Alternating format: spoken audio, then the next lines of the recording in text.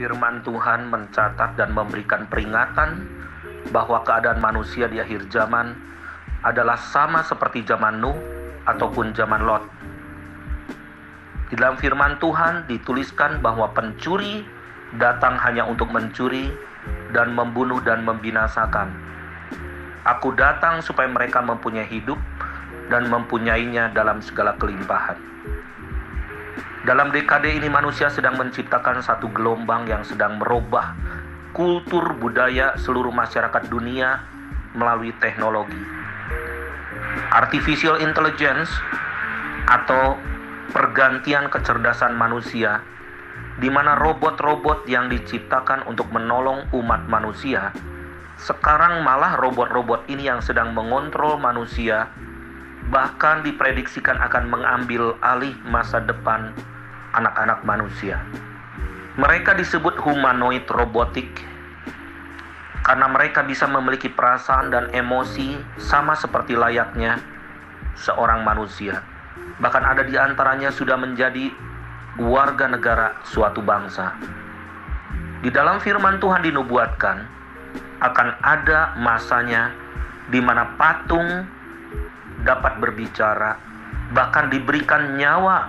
Di dalam Wahyu 13 ayat 15, dan kepadanya diberikan kuasa untuk memberikan nyawa kepada patung binatang itu, sehingga patung binatang itu berbicara juga dan bertindak begitu rupa sehingga semua orang yang tidak menyembah patung binatang itu dibunuh. Artificial super intelligence merupakan teknologi yang paling top yang sedang berkembang dan akan menjadi satu sistem yang akan mengontrol dunia, bahkan di setiap individu yang ada di bumi ini. Mesin-mesin super canggih di dunia industri, bahkan kendaraan tanpa sopir, dapat dijalankan secara akurat dan aman tanpa ada ketakutan terjadi human error. Kalau kita melihat saat ini di mana-mana kumpulan orang, baik di airport, kota-kota besar, di tempat umum, di pedesaan maupun di rumah, sedang disibukkan dengan urusan teknologi ini, baik secara melalui teknologi secara langsung maupun tidak, melalui komputer maupun gadget yang selalu ada bersamanya. Hal ini merupakan suatu daya magnet atau black hole yang membuat daya tarik yang super power menyedot perhatian, waktu, energi, dan mengalihkan semua perhatian dari hal yang esensi menjadi perilaku yang self-centered dan tidak peduli kepada lingkungannya. Entertainment seperti musik-musik dunia dengan perilaku penyanyi-penyanyi terkenal yang menampilkan budaya yang melawan Tuhan sedang disajikan secara masif. Juga movie-movie, bahkan 8 top box movie dalam tahun ini merupakan propaganda Lucifer yang menanamkan roh kepahlawanan setan kepada figur-figur yang diciptakan untuk memberi pengaruh kepada pikiran-pikiran setiap orang yang menontonnya secara fanatik, khususnya kalangan muda dan anak-anak. Singularity adalah sebuah idealisme tentang masa depan di mana manusia sudah tidak terpisahkan lagi dengan peralatan teknologi. Manusia menjadikan kecerdasan atau intelijensianya untuk tetap survive dan menaklukkan alam semesta.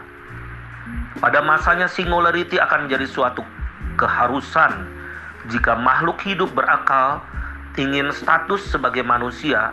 Ukuran dan standar manusia menjadi jelas dilihat dari bagaimana dia memanfaatkan teknologi dalam melangsungkan kehidupan dirinya bersama keluarganya.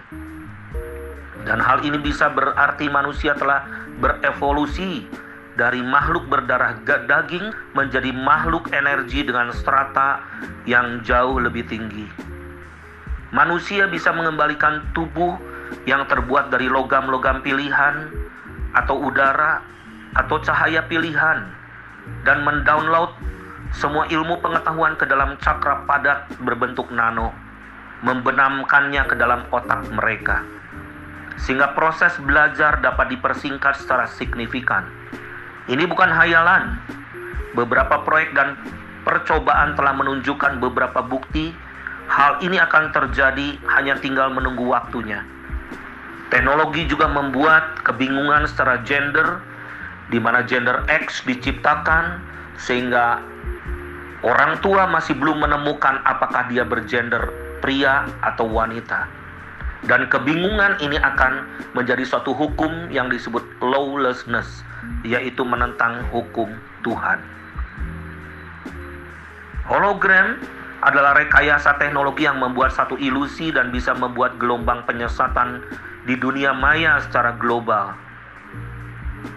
Sky hologram merupakan suatu penampakan di udara yang menipu banyak orang yang menyaksikan bahwa seolah-olah sesuatu berasal dari Tuhan. Hologram bertindak sebagai gudang informasi optik. Informasi-informasi optik itu kemudian akan membentuk suatu gambar, pemandangan, atau suatu adegan. Senjata yang dibuat dalam waktu-waktu ini super canggih. Bahkan senjata dalam bentuk drone ini merupakan senjata yang super cerdas tanpa dikendalikan oleh pilot, namun secara akurat dapat menjadi mesin super mini namun sangat mematikan. Mari kita perhatikan.